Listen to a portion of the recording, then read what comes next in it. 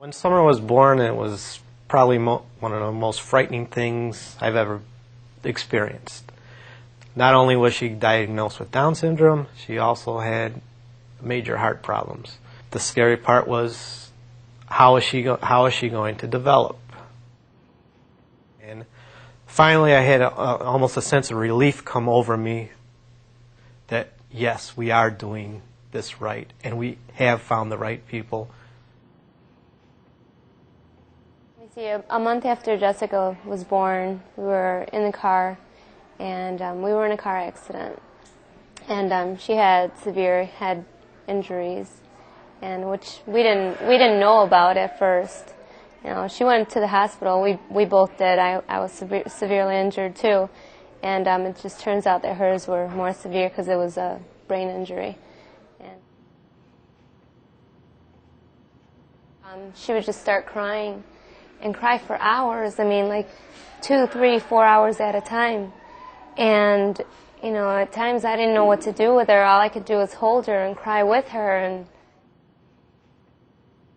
it's hard to separate a mother and a child. The people here at Marklund are great. They care so much for these children. They do. They treat them like they were their kids.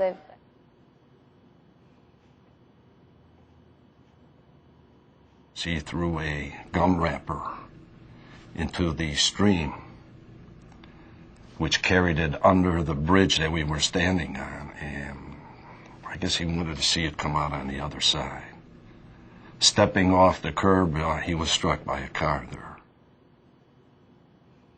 And he told us that Ricky's condition was grave, that he wasn't certain that there was anything they could do for him.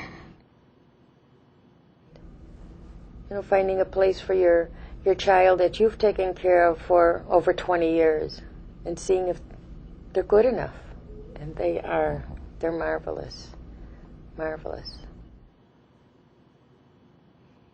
On July 2nd, 1963, I had twins, Jim and Jack.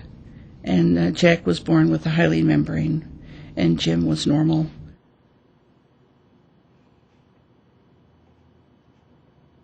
And Jack is not blind today. And he's not hopelessly retarded. And he's a wonderful young man.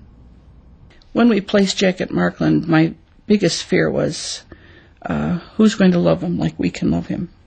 Who's going to care for his emotional needs? Because we knew him so much better than anybody else. And I just could not see a stranger taking care of him until we went to Marklund and saw him interacting with the people there. And I began to see that God had really given us a wonderful thing in Marklund. Love, understanding, caring. That's what it is. It's everybody touching each other's lives here at Marklund. Marklund is a family. I look at her and I think of her as being someone totally innocent for the rest of her life, and I thank God for that. You know. She's here to give joy to everybody. I think Marklund is a wonderful place. It's a wonderful place for the children. The care is just extraordinary. Marklund made an independent man out of my son.